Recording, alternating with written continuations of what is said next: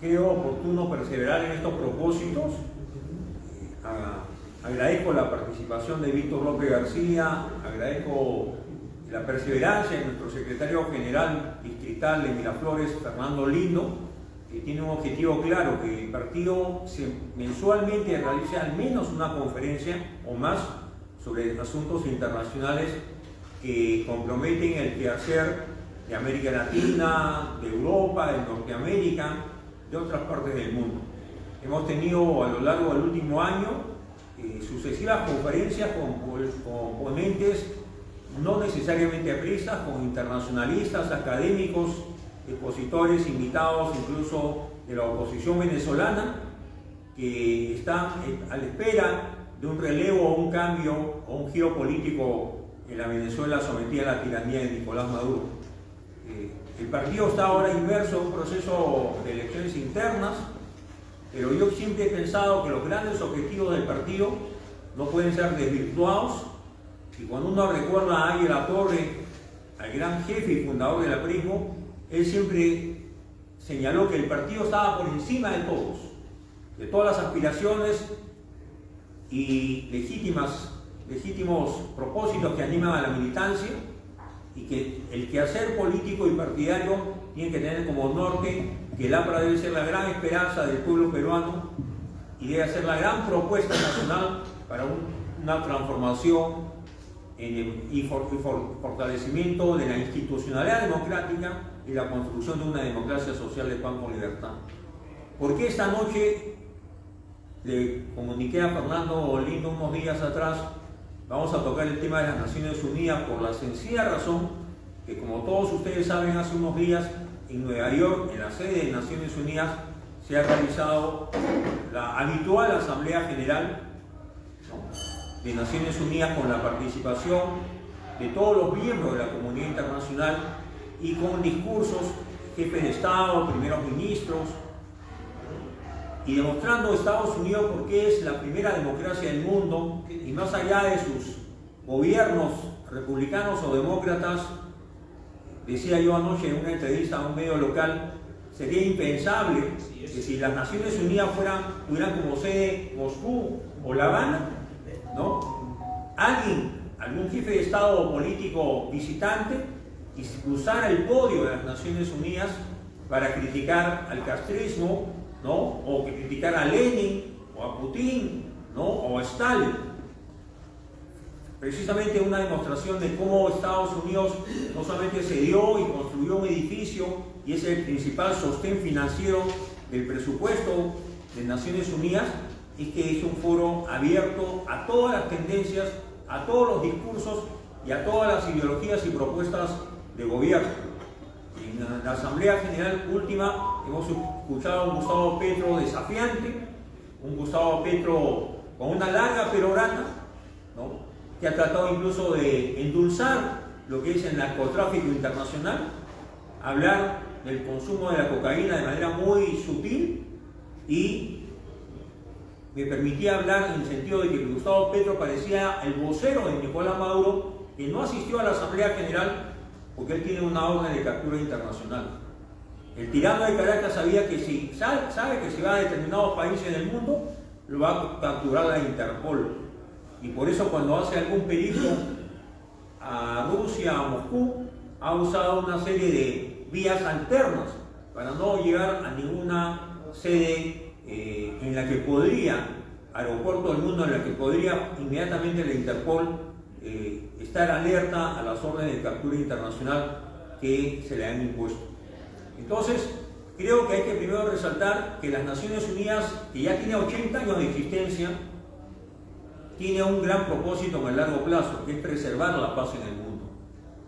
Sin embargo, las Naciones Unidas ha venido teniendo otros objetivos y tiene ahora una red de agencias, una red de organismos, llámese Organización Mundial de la Salud, la UNESCO, ¿no?, que están de alguna forma tratando de impulsar una agenda que se enmarca dentro del llamado Agenda 2030 de Naciones Unidas, con miras a los objetivos del desarrollo sostenible. Quienes hemos leído estos objetivos son 17, pero los 17 objetivos en la letra grande parecen grandes propósitos que pueden animar a la humanidad y a los gobiernos del orden a mejorar sus políticas públicas con un claro objetivo de generar bienestar en sus naciones y en sus pueblos. Pero cuando uno va a la letra pequeña y al desarrollo conceptual y de políticas de cada concepto desarrollado en los 17 puntos de Naciones Unidas, con miras al 2030, comprueban que hay políticas soterradas con un claro propósito de que el globalismo, que significa en otras palabras que haya un gran gobierno en el mundo, ¿no?, un gran hacedor de políticas mundiales, que de alguna forma viole la soberanía nacional de los estados y que ya no se hable de soberanía nacional o de estados soberanos, sino se hable de fronteras abiertas, de libre tránsito, y eso se está comprobando cuando de alguna forma ONGs o fundaciones u organismos vinculados a Naciones Unidas como ACNUR no tienen mejor idea que alentar y promover no la defensa de los derechos de los migrantes, sino alentar la multiplicación de migrantes en todas partes del mundo con un claro propósito de quebrar el orden en los países receptores de esos migrantes. Siempre he dicho, compañeros, que ningún Estado está obligado a recibir a los migrantes. Nosotros estamos viviendo en carne propia en el Perú la política de puertas abiertas. Cuando el gobierno de PPK y su ministro del Interior en el 2017 creyó que era el momento de abrir las puertas y fronteras del país con el propósito de recibir a los migrantes venezolanos o de otras nacionalidades que huían de las dictaduras, se pensó que era un objetivo de corto plazo. Se pensó que era la reciprocidad que le debíamos al pueblo de Venezuela, que había sido generoso con los peruanos, que habían hecho su vida y forjado su vida en Venezuela en los años 70 y 80, cuando en el Perú imperó la dictadura militar, o cuando aún estando en democracia, Venezuela era un destino seguro para trabajar, para invertir o para forjar una vida propia o familiar. Pero esto ha sido desbordado, compañeros. Ya no hay cifras exactas de cuántos migrantes venezolanos han cruzado la frontera. Se ha comprobado las políticas laxas que hemos tenido respecto a la migración en los últimos años. Y hace un tiempo atrás yo publiqué una columna en el Diario Expreso llamada Nicolás Maduro y el Tren de Aragua. Porque definitivamente mi concepto del Tren de Aragua no es una creación teórica, no es una exageración, existe. Y más allá de la denominación que le puede dar Donald Trump al Tren de Aragua, es cierto que el Tren de Aragua, en mi concepto, responde a un plan político urdido desde Caracas, desde el gobierno de Maduro, que no tiene mejor propósito que alentar la migración al exterior, ¿no? Y dentro de esa migración ir socavando la institucionalidad, la estabilidad y la seguridad ciudadana en otros países de la región. En Caracas se ha reducido la criminalidad, pero ha aumentado la criminalidad en Lima, Santiago, Quito, Guayaquil y otras ciudades de Sudamérica. Y Centroamérica también se ve afectada por la criminalidad procedente de los migrantes. Y Estados Unidos, principales ciudades de Norteamérica, están siendo afectados. Claro que uno dirá, Donald Trump exagera, Donald Trump criminaliza, Donald Trump es racista, no acepta migrantes y no reconoce la historia propia de los Estados Unidos. Pero hay que ser razonables, compañeros. Yo creo en la unidad continental, como por la formación aprista que tenemos. Creo en el antiimperialismo forjado por Ayer La Torre de manera conceptual, pero creo que la unidad continental debe labrarse sin tiranías, y en la medida que tengamos tiranías en América Latina, en Venezuela, en Nicaragua, en Cuba especialmente. Hay otras tiranías de menor grado, digamos, de menor intensidad, si cabe la expresión. Pero la verdad que las tiranías de Cuba, y Víctor López, que ha estudiado, ha conocido y ha vivido de cerca la realidad cubana tantas veces, como visitante, como investigador, podrá dar un testimonio al respecto. Cuando Fidel Castro se hizo del poder en el año 59, se pensó que era una revolución democrática, una revolución para poner fin a la tiranía de Batista, que era el inicio de una gran transformación en libertad, y ese propósito se quebró cuando gira la política castrista hacia el lado soviético en ese entonces. Luego la crisis de los misiles y las crisis que se han dado a lo largo del tiempo en Cuba retratan esa realidad. Entonces estamos ahora en una situación en la que Naciones Unidas tiene casi 200 estados que forman parte de la comunidad internacional, tiene toda una red de organismos en todas partes del mundo, en latitudes, y el financiamiento de Naciones Unidas, en más del 50%, ese presupuesto es cubierto por los Estados Unidos. Y por eso, ya entrando en materia, Donald Trump, en su discurso ante Naciones Unidas, criticó el papel de Naciones Unidas y dijo que ni siquiera había propuesto Naciones Unidas un acuerdo de paz para el Medio Oriente, un cese al fuego entre Rusia o Ucrania, ¿no? Que no era capaz de hacer propuestas algunas, y que Estados Unidos, no siendo la tarea de Estados Unidos preservar la paz en el mundo, tenía que dar esos pasos seguros en aras de recuperar la seguridad internacional y recuperar y llegar a acuerdos mínimos para poner cese al fuego a los actos terroristas de Hamas, que ocurrieron hace 2 años, o las acciones belicistas israelíes, que son expuestas por su primer ministro como actos legítimos de defensa de su soberanía, de su territorio y de su Estado.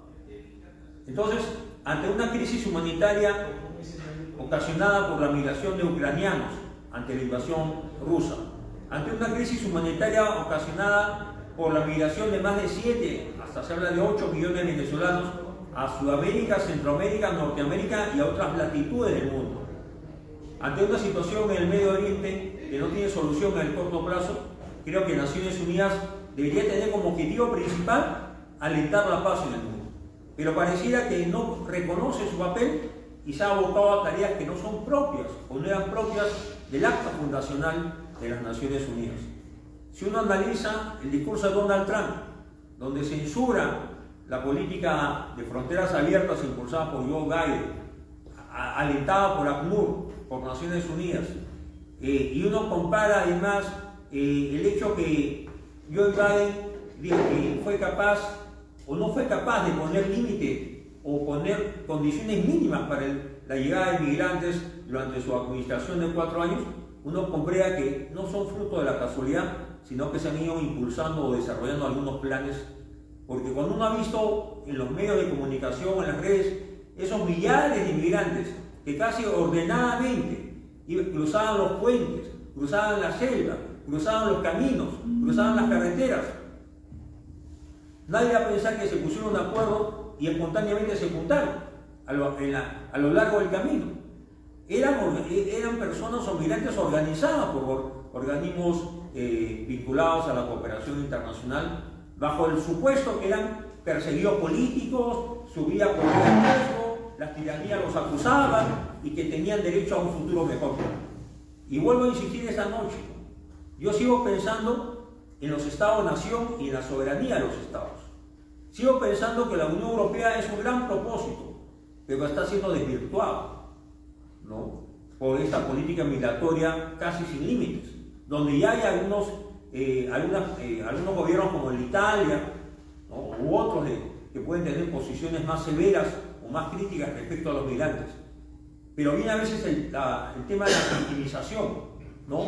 Son migrantes, tienen derechos, los derechos humanos, el derecho al migrante, el derecho de internación humanitario, y hay toda una propaganda detrás de todo esto, que yo creo que de alguna forma en el foro de Naciones Unidas de hace pocos días se puso de manifiesto cuando escuchamos a un Trump muy a su estilo exponer ideas de una manera tan, a veces frontal, tan directa, tan poco diplomática, tan tan alejado de lo políticamente correcto, que se puso muy de moda, Fernando, ser políticamente correcto.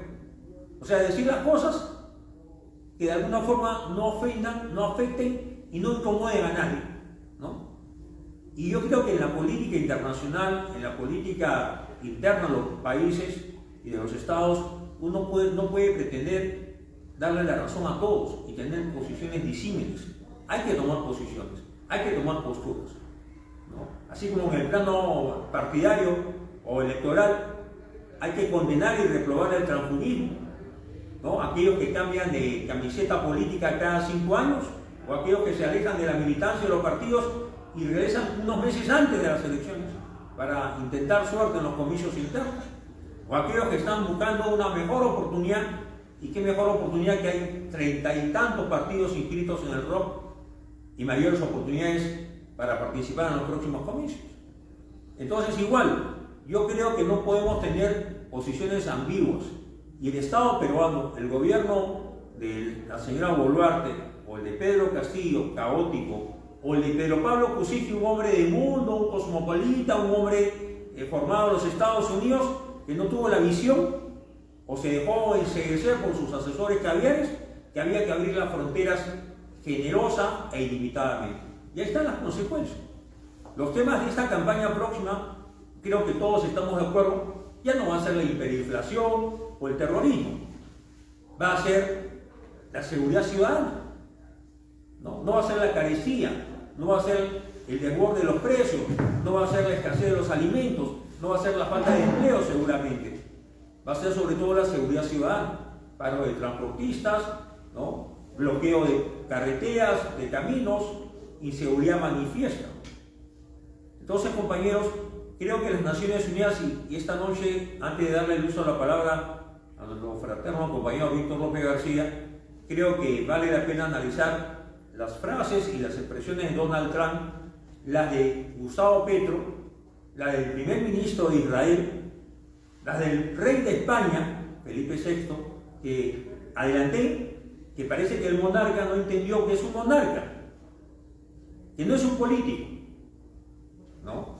Y que no puede hacer declaraciones políticas como las que hizo Felipe VI en su discurso ante Naciones Unidas.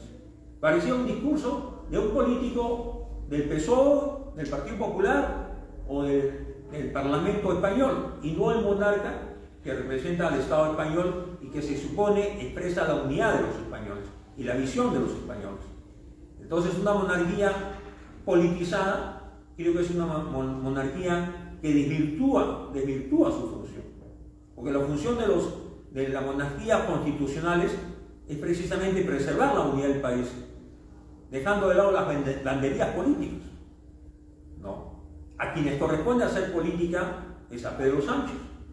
Pero ya lo hemos dicho, Fernando, en una presentación anterior, y yo lamento que el PSOE de hoy esté lejos del PSOE de Felipe González, ¿no? Que aún vive, que fue un exitoso jefe de gobierno, tan cercano al APRA y tan cercano al presidente García, ¿no? Hoy un Pedro Sánchez que parece que quisiera estar más cerca a Palestina, que se siente más cerca a la migración sin límites, que abraza el globalismo internacional, que abraza el progresismo y que no entiende que el socialismo del siglo XXI debe ser un socialismo innovador, creativo, moderno, y que entienda que el estado de bienestar en España ha fracasado y que el estado de bienestar en Europa está colapsado y que el estado de bienestar en Europa está desfinanciado. Europa, compañeros, el 25% de su población o más tiene más de 65 años. Son países demográficamente envejecidos. Porque el cambio o el relevo generacional tiene que darse en todas las sociedades. Cuando el 25 o el 30% de un país son cesantes, son pasivos, son pensionistas, que no están en la pea productiva, ese es un hecho preocupante. Porque ¿quién sostiene los sistemas de pensiones? ¿Quién financia los sistemas de pensiones? ¿Quién costea el estado de bienestar? Entonces, la Europa que uno avisoraba próspera, generosa, democrática e influyente del mundo, es ahora una Europa que está esperando que Estados Unidos financie su armamentismo, su sistema de defensa nacional, que le entregue armas o le entregue recursos financieros para que ellos costear su presupuesto de defensa o ayudar a Ucrania en la defensa de su territorio, porque en países como Alemania, ¿no? Todo lo que antes dedicaban a la defensa nacional lo han dedicado al estado de bienestar, al gasto social. Y se comprueba que Europa depende en el plano energético de Rusia, depende en el plano militar de los Estados Unidos. La OTAN se ha convertido en casi un apéndice de las decisiones que tome el Pentágono, la Casa Blanca y el Departamento de Estado para poder solventar los gastos del sector defensa, ¿no? Y hay principios básicos, ¿no? Si queremos la paz, hay que prepararse para la guerra, ¿no? Y Europa no es ajena a las guerras. Y Europa está siempre al borde de la guerra, siempre está al borde del precipicio. Y los que creyeron que la paz total iba a llegar después de la disolución de la URSS o la caída de la Unión Soviética, se equivocaron, porque hay un periodo de aparente paz, pero luego viene un rearme de la Federación Rusa y una política de recuperar los que fueron antes territorios de la URSS, y por eso la invasión de Rusia a Ucrania. Dicho esto, le cedo la palabra a Víctor López para darle mayor dinamismo a esta conversación. Así que, Víctor López, tienes el uso. Creo que, como bien ha señalado Víctor López García, Naciones Unidas fue creciendo en sus responsabilidades, aumentando su cobertura, su presupuesto, financiando efectivamente el crecimiento de las economías, la lucha contra la pobreza, el Banco Mundial, ¿no? El Banco Interamericano de Desarrollo, que se crea en 1959 con una mirada para toda América Latina, en particular el Fondo Monetario Internacional, que fue gran gestor de políticas del consenso de Washington en los años 80, 90 en América Latina, y que impulsaron las reformas económicas de mercado bajo ciertos parámetros y directrices que un grupo de expertos y economistas y tecnócratas en Washington se reunieron para poner fin a la crisis de la deuda externa, a la hiperinflación, a la recesión galopante que afectó a toda América Latina en los años 80, que fueron conocidos o acuñados como la década perdida por la Comisión Económica para América Latina. Entonces, el papel en posguerra, los vencedores crearon el sistema de Naciones Unidas, le asignaron tareas a las potencias vencedoras en el Consejo de Seguridad, y luego se fueron creando organismos vinculados a las finanzas, a la economía, a las responsabilidades financieras, con el fin de ir teniendo mayor presencia y hegemonía en los estados latinoamericanos o en los países emergentes. Ahora, del mundo del 45, de los fundadores de Naciones Unidas eran 51 estados, hoy la comunidad internacional la forman casi 200 estados. No, el colonialismo que existió hasta la década de los 40, vino el proceso de emancipación, de independencia de parte importante del Asia, del África, de la zona del Caribe, y entonces se multiplicaron el número de estados. Ciertamente el Reino Unido no tiene la hegemonía política que tuvo antes de la Segunda Guerra Mundial, pero siempre hay una mancomunidad británica que coordina entre ellos, y hay un ejercicio apoyo mutuo entre ellos, ¿no? Cuando Donald Trump dice Canadá puede ser el estado 51 de los Estados Unidos, reacciona al Reino Unido. Incluso al cambio político sale Trudeau, ¿no? El joven progresista, político liberal de Canadá, renuncia y hay nuevas elecciones, y contra todo pronóstico no gana la oposición, gana de alguna forma un político de la línea de Trudeau, porque la elocuencia o exageración y la amenaza norteamericana expresada por Donald Trump generó pues una respuesta política de los votantes canadienses. Luego, cuando Trump habla de Groenlandia, de recuperar el canal de Panamá, ¿no?, de tener mayor presencia en América Latina, y cuando dice Víctor López que él podría validar una intervención militar norteamericana en Venezuela, y también es cierto porque a pesar que podrían tecnológicamente liquidar selectivamente a los líderes del castrochavismo, a Maduro, a Diosdado Cabello, a Patrón, el jefe de las Fuerzas Armadas, y a los hermanos Rodríguez, ¿no? A los hermanos Rodríguez. tan singulares, tan, digamos, dignos de un análisis psicológico, psiquiátrico, ¿no? Esos son los que manejan un país, son los que asumen el liderazgo de una dictadura que en mi concepto es un apéndice de La Habana, ¿no? Siempre he pensado que si Hugo Chávez era en parte un militar con algunos rasgos nacionalistas, Maduro, que no es militar, es fundamentalmente un político formado en La Habana para servir los intereses cubanos en Venezuela, ¿no? Y si es que continúa la tiranía en Cuba es porque Chávez y luego Maduro ha sostenido de alguna forma la precaria economía cubana. Y si Maduro se sostiene, creo fundamentalmente no es por el apoyo chino, ruso o iraní, sino por los servicios de inteligencia cubanos, que son muy eficientes, por lo menos para proteger hasta el momento a Nicolás Maduro. Ahora, ¿por qué Trump no da ese paso adelante?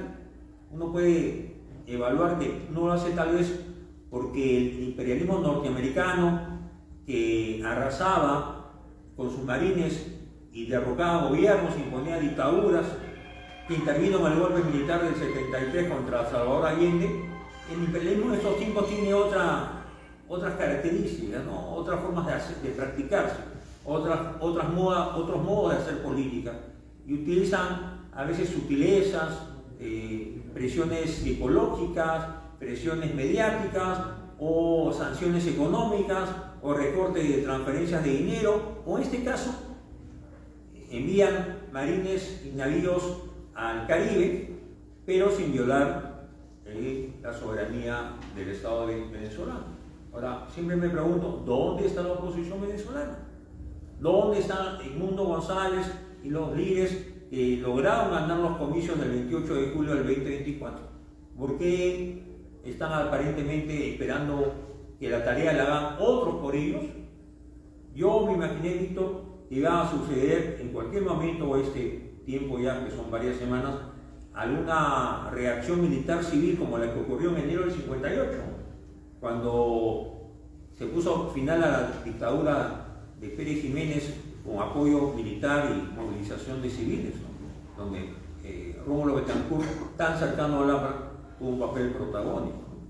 Pero hay cosas que aún están por dilucidarse, ¿no? Yo sí creo que la democracia norteamericana, con todas sus debilidades, defectos, con todos sus vicios que los tienen, es una democracia que de alguna forma representa un faro para las libertades en el mundo. También estoy convencido que el imperialismo está más vigente que nunca, y por eso que el APRA tiene futuro, y por eso que es bueno que los apristas expliquemos a los más jóvenes y al país que somos antiimperialistas, pero no somos antiimperialistas retrógrados, ¿no? Antiinversión, antimineros, anticapital, antitecnología. Somos capitalistas constructivos. Y ahí La Torre creyó en la ambivalencia del imperialismo, y ahí La Torre recusó a Lenin, ¿no? Cuando Lenin decía imperialismo es la fase superior del capitalismo. Ahí La Torre dijo no, será la fase superior del capitalismo en Europa, en los países industrializados. En América Latina es la fase inicial del capitalismo. ¿No se equivocó? No se equivocó. Y en la etapa final de su vida, Fernando, Víctor Raúl, cuando redacta el prólogo de las obras completas en el verano del 77, habla de que los países subdesarrollados saldrán del subdesarrollo con la ayuda económica y tecnológica de los países desarrollados. Y habla de la lucha no de clases, sino la lucha de pueblos. Y que habla del frente único, para reclusar a los que creían que un solo partido, dirigido por una sola clase, el proletariado, podía hacer la revolución de un país y a nivel mundial. ¿No? Nosotros somos internacionalistas, sí, pero en sentido democrático. Nunca La Torre pretendió ser el líder y el mesías de toda América Latina para imponer el aprismo a rajatabla en los países latinoamericanos. Sin embargo, sembró ideas. Ahí tenemos a Figueres en Costa Rica, Betancourt y Acción Democrática en Venezuela, el Movimiento Nacionalista Revolucionario en Bolivia, el Partido Revolucionario Dominicano en República Dominicana y otras experiencias políticas.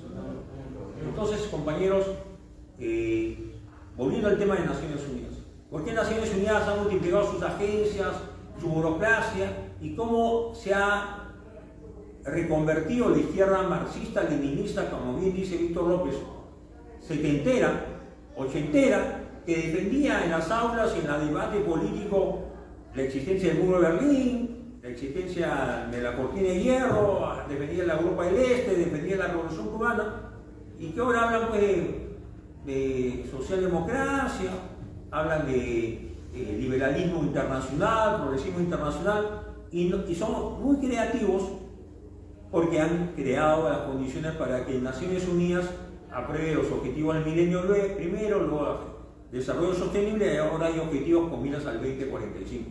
¿Qué se pretende? ¿Un gobierno mundial? Sí, pero un gobierno mundial censor, represivo, de control digital y control social, como lo hay en la República China. En China hay un solo partido, no hay oposición. No es el día chino que vino a inaugurar el puerto de Shanghái, ¿no? El año pasado, con Dina Boluarte. Es el poliburó del Partido Comunista. Y como señala Víctor López García, ese partido está formado por mentes brillantes, por cuadros tecnocráticos, por cuadros políticos, no por activistas, ¿eh? Por cuadros políticos formados académicamente, ¿no? Gente que tiene una mirada no de 5 años, una mirada a 50 años, que quiere posicionar a China como líder del mundo, que son pacientes, ¿no? Aparentemente pacifistas, aparentemente mediadores, aparentemente generosos en la cooperación y en la inversión en países de menor desarrollo. Pero China avanza en el Perú, avanza en América Latina, avanza en África, avanza soterradamente en Europa, se innova tecnológicamente, ¿no? Y tiene un partido comunista que en apariencia renegó de Mao, se tuvo, en apariencia, pero de alguna forma le sigue rindiendo culto y tributo. Y alguna vez escribí una columna que trataba de relacionar la República Popular China, Sendero Luminoso y el Perú. Nadie ha recordado y nadie ha dicho que el señor Aymar Guzmán fue un hombre que siguió las pautas y las políticas y las estrategias del maoísmo, la guerra popular del campo a la ciudad. Y nosotros creemos que eso fue casual, no. Antes la violencia, la lucha armada, el terrorismo como arma política, ahora la cooperación. Pero no seamos ingenuos. Ahora, como apristas no podemos ser seguidores de Gustavo Petro. Gustavo Petro irracionalmente dice, si me suben los aranceles Estados Unidos, yo le subo más, ¿no? Si no quieren vendernos, nosotros tampoco le vendemos. O sea, un hombre que no entiende que la relación comercial entre Colombia y Estados Unidos es fundamental para la economía de Colombia, que no tiene noción de lo que es el manejo de la economía y la política internacional en el campo del comercio. Entonces, pero que usa la tribuna, volviendo al tema central de esa noche, usa el podio de Naciones Unidas para hacer un discurso político, ideológico, demagógico, ¿no? Donde para él jamás no es un grupo terrorista ni cometió delito alguno, y donde la responsabilidad exclusiva es del Estado de Israel y los sionistas que gobiernan Israel, ¿no? Entonces, tan democráticas son las Naciones Unidas, compañeros, que le dan tribuna a Petro, le da tribuna al canciller de Cuba, le da tribuna al canciller de México, habla Dina Boluarte, ¿no? Habla el presidente de Chile, y por cierto, habla el primer ministro de Israel y los líderes europeos. Yo la verdad que lamento mucho que el presidente de Francia, Macron, no tenga una visión más amplia de la política mundial. Dice, reconozco al Estado de Palestina. ¿Y qué significa eso si ese Estado no existe? ¿Cuál es el Estado de Palestina? ¿No? 140 estados de la Comunidad de Naciones Unidas reconocen el Estado de Palestina, que no existe, ¿no? Pero no son capaces ninguno de esos 140 estados de decir, es que mi propuesta de paz. Ninguno ha propuesto ningún acuerdo de paz, ¿no? Mira, no condena a Hamas, pero sí condena la violencia de las tropas israelíes, ¿no? y la agresividad de ellas, y la violación de derechos humanos, y luego viene una flotilla humanitaria, ¿no?, que quiere apoyar a los civiles en la Franja de Gaza, y se produce pues todo un debate político, porque el Estado de Israel los detiene, los deporta, ¿no?, y dice derechos humanos, libertades, ¿no? Y hay una joven sueca que habla, que quiere liderar esa corriente de opinión. Entonces, las estrategias, como bien dice Víctor López García, son las mismas en todas partes del mundo de parte de esta izquierda antes marxista-leninista, hoy caviar, ¿no?, hoy socialdemócrata, entre comillas, y Naciones Unidas está en manos de los socialistas de la guerra, ¿no? Ayornados, ahora funcionarios internacionales, bien retribuidos, ¿no?, que se sienten censores de la vida nacional, que sienten que están por encima de los estados. Entonces, libérame a este, mete preso al otro, que vuelva a prisión fulano, ellos deciden. Entonces, ¿para qué tenemos Poder Judicial, Fiscalía, Policía Nacional, Estado soberano del Perú? Si ellos deciden. No. Nosotros en la Carta Política del 79, con Ari Latorre y Víctor Fernando, se impulsó el Pacto de San José de Costa Rica, ¿no? Fuimos los gestores de este proceso de consolidación de las libertades democráticas en el Perú y América Latina. Pero el Pacto de San José de Costa Rica, el Perú se adhirió y ha sido desnaturalizado con esta frondosa comisión, luego la Corte Interamericana, ¿no?, y con estos jueces que creen que los derechos humanos deben ser magnánimos con unos y represivos con otros. ¿Quién ha hablado de los derechos humanos de las víctimas del terrorismo, los compañeros apristas asesinados por Sendero Luminoso? No recuerdo que ninguno haya dicho una sola palabra. Y hablábamos de 1214 compañeros, hasta hay un documental, 1214, no le tememos a los cobardes. Pero los apristas asesinados han sido aproximadamente hasta 4.000. Hace poco hablaba con el Lidia Vilches, hace 2 o 3 días, me hablaba de que Armando Villamea tenía la certeza que había más de 4.000 militantes apristas asesinados, de toda condición. Gobernadores, prefectos, subprefectos, alcaldes, regidores, militantes de base, líderes sociales, sindicalistas. Tal vez la figuras emblemáticas pudo ser Rodrigo Franco, que fue asesinado delante de sus hijos y su esposa cuando aún no había cumplido los 30 años, en las afueras de Lima. O Hugo Ernesto Rodríguez, tan querido, tan humano y tan sencillo, ¿no? O Felipe Santiago Salaverry, ¿no? O el compañero dirigente de la Federación Médica López, ¿no? Claro, ¿no?, que tuvo un papel interesante en los años 80, que fue asesinado el año 87, si no me equivoco, prácticamente en la puerta de su casa. Porque Sendero Luminoso no entró nunca a un local aprista a asesinar a todos los apristas que estaban en una asamblea, no. Ellos elegían, seleccionaban, ¿no?, y luego diezmaban a la militancia, con un claro objetivo político: mermar cuadros políticos, mermar cuadros universitarios, cuadros sociales. Ellos se preparaban para la toma del poder. ¿Y quién es el contrapeso al comunismo? El APRA, que medía cualquier líder de la derecha, más conservadora, más retrógrada o más moderna, son capaces de enfrentarse al comunismo. En absoluto. Ni siquiera de palabra. No me imagino a López Aliaga polemizando con Cerrón. Sería patético, ¿no? Como sería gracioso ver polemizar a César Acuña con Pedro Castillo, ¿no?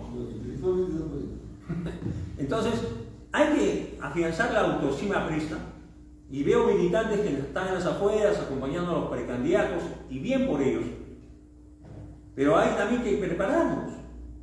El partido no necesita solamente activistas, propagandistas, necesitamos gestores de política, ¿no? Necesitamos gente que haga política de la buena, de ideas, de propuestas. Y por eso hemos ido perdiendo el tren de la política internacional, porque estos organismos han sido copados por los fracasados marxistas-leninistas que ahora parasitan en organismos internacionales y que se sienten dueños de la verdad y que están moralmente por encima de nosotros, ¿no? Entonces, hay que elevar la autoestima y hay que elevar el nivel del aprismo, porque si seguimos la línea de Daniel Latorre, somos los mejores para exponer ideas, los mejores para defender la libertad y los únicos capaces de enfrentar el comunismo de ayer a la caviarada hoy y al progresismo internacional.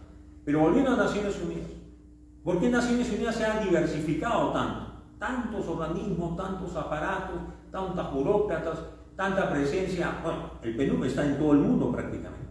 Y efectivamente Trump dijo en su mensaje del 20 de enero, cuando asumió el cargo para su nueva administración, ¿no?, más allá de algunas declaraciones sobre el tema de género, sus pretensiones de expansión o de dominio mundial, dijo claramente que iba a haber un recorte de la cooperación internacional y lo ha cumplido en un plazo más o menos breve, ¿no? Pero la cooperación internacional tiene varias fuentes. Se ha cerrado la fuente de la USAID, pero existen otras fuentes, ¿no? Y también existen otras maneras también de lavar dinero en el plano internacional. Justamente la sobrevivencia de la dictadura de Caracas es porque definitivamente más que un gobierno autoritario es un cártel de la droga en poder. Lo que pasa es que tal vez Estados Unidos no sabe explicar políticamente y verbalmente qué cosa es un cártel, porque la política en manos de los cárteles es un hecho real. ¿Cuántos de los 40 y tantos partidos que están, 30 y tantos partidos que se han inscrito en el Jurado Nacional de Elecciones están siendo financiados por la minería ilegal o el narcotráfico? ¿Cuántos? ¿Alguien ha hecho un examen siquiera somero, ¿no? ¿De dónde pecata mía? ¿Cómo se financia? ¿Cómo pagan sus gastos? ¿De dónde han surgido tantos partidos? Yo pregunto, Víctor, pregunto Fernando, si cada partido tiene por lo menos 25.000 militantes reconocidos y ávidos inscritos ante el ROC del Jurado Nacional y hay 30 y tantos partidos, quiere decir que debe haber cerca de 1 millón de peruanos militantes, ¿no? 25 por 40 o que sean 30 por 35 son casi 1 millón de personas. ¿Hay 1 millón de peruanos militantes en los partidos? Absolutamente. Esta es una burda y una farsa que se ha montado bajo la supuesta reforma política ideada por un trojista como Fernando Tuesna, que ahora es el gran gestor, el gran diseñador, el gran gurú de la política electoral en el país. Da lecciones, creo que estaba preparando diplomados, ¿no?, sobre derecho electoral, ¿no? Y tiene a un pupilo en la OPE, porque Piero Corbeto, con el aprecio y el respeto que le tengo, conozco a Piero Corbeto, es un discípulo predilecto de Fernando Tuesna Solís, ¿no?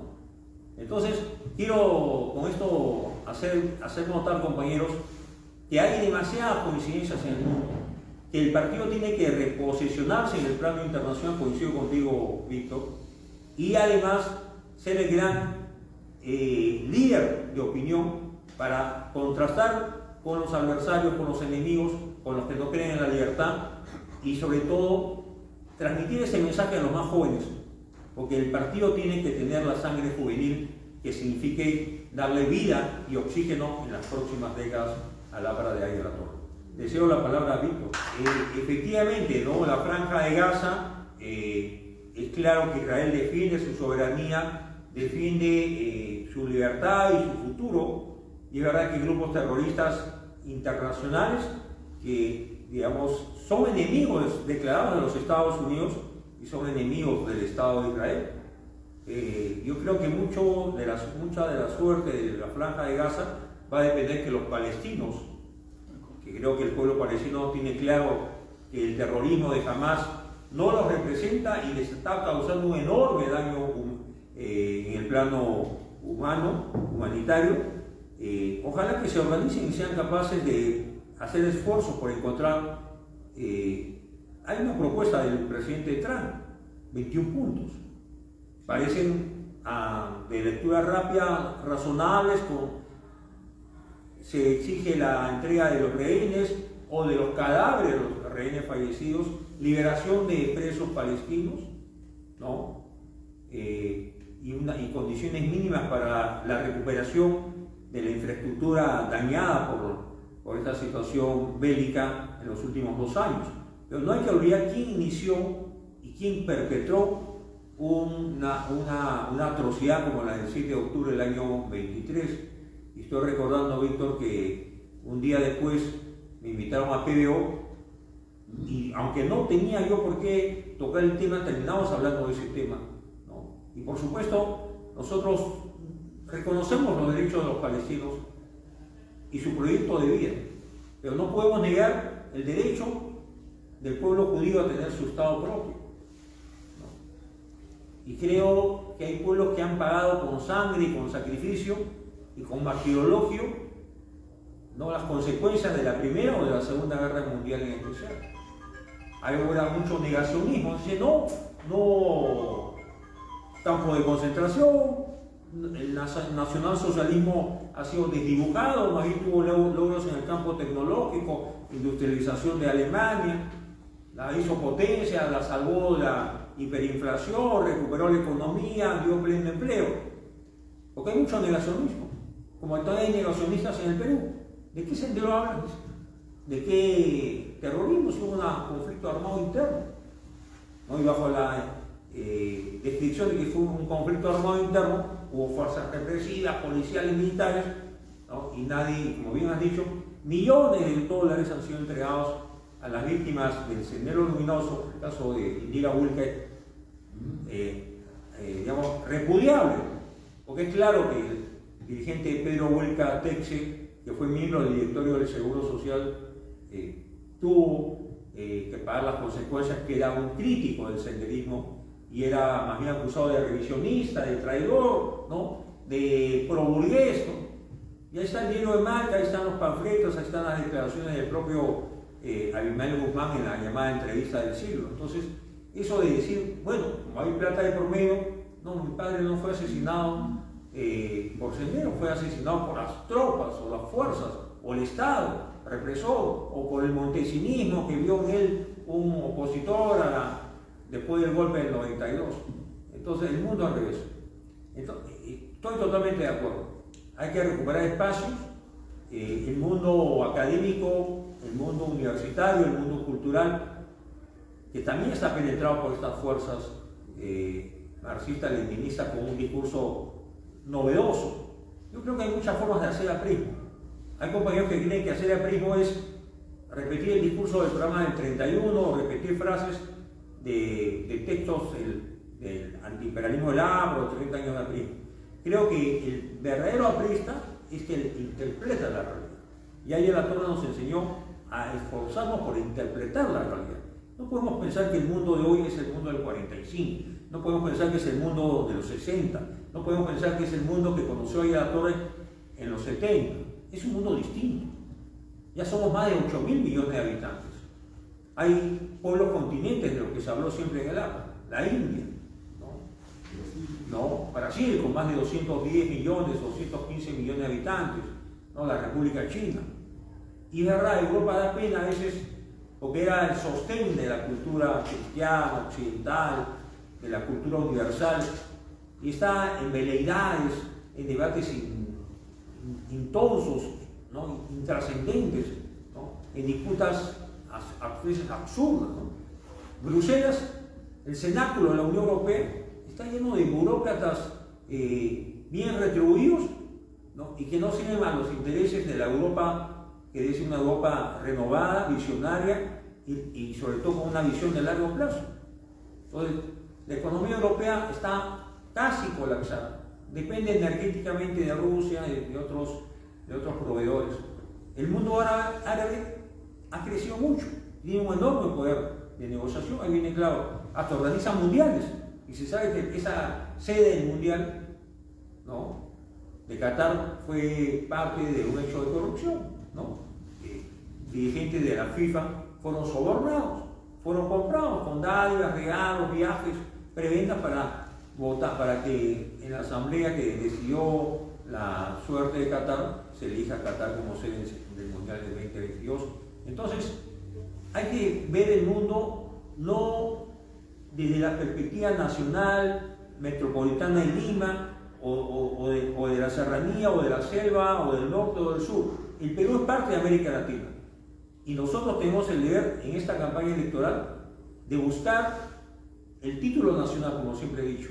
No vamos a jugar el descenso, vamos por el título nacional. Y si el APRA se mantiene unida y tiene un mínimo de lucidez su dirigencia y sus precandidatos y los que sean nominados candidatos en las próximas elecciones, luego del 30 de noviembre, creo que podemos lograr conectarnos con un sector del país que siempre votó por el APRA, pero que dejó de hacerlo porque encontró en el APRA y quienes lo representaron en los últimos 20, 25 o 30 años un APRA sin ideas, venía menos desgastada, ¿no? Dependiente de un liderazgo hegemónico, porque no podemos negar que el liderazgo del presidente García, con la brillantez, la elocuencia, la manera como vio y analizó el mundo de los 80 y luego cómo pudo reinventarse políticamente para ganar las elecciones del 2006, ese hombre de gran visión ya no lo tenemos con nosotros. Y ciertamente esa hegemonía, ¿no?, tal vez nubló, ¿no?, o dejó de lado otros talentos. Yo creo que el hecho de que hayan varios precandidatos y haya cola para inscribirse como precandidatos puede significar una oportunidad grande para que el partido muestre al país nuevos rostros, nuevos nombres y nuevos liderazgos, ¿no? Porque los liderazgos se construyen, ¿no?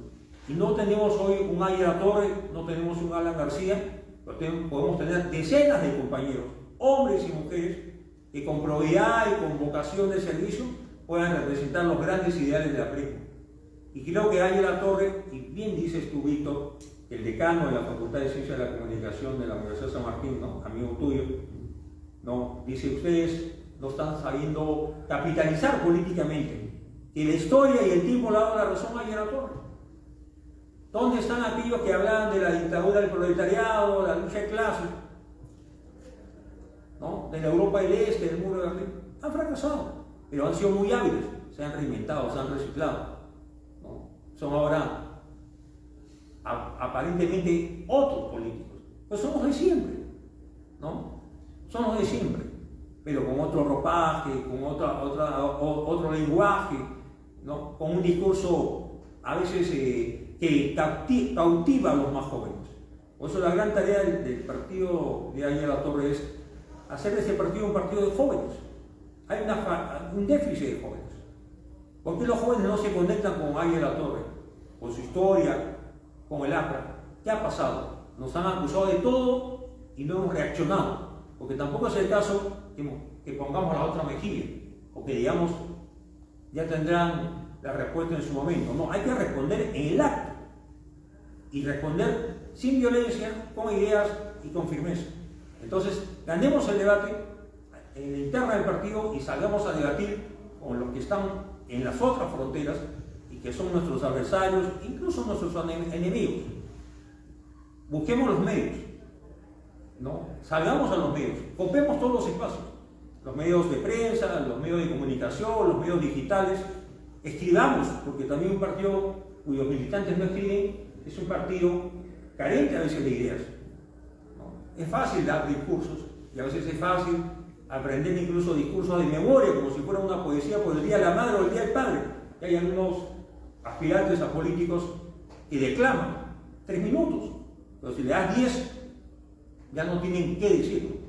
Entonces necesitamos inventarnos y reinventarnos todos los días y el día a día, y la coyuntura internacional que esta noche hemos tratado de compartir con ustedes, creo que nos da insumo para un trabajo permanente, ¿no?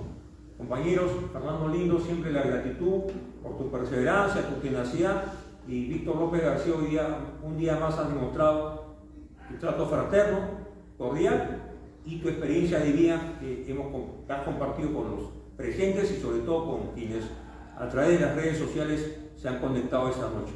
Muchas gracias, compañeros.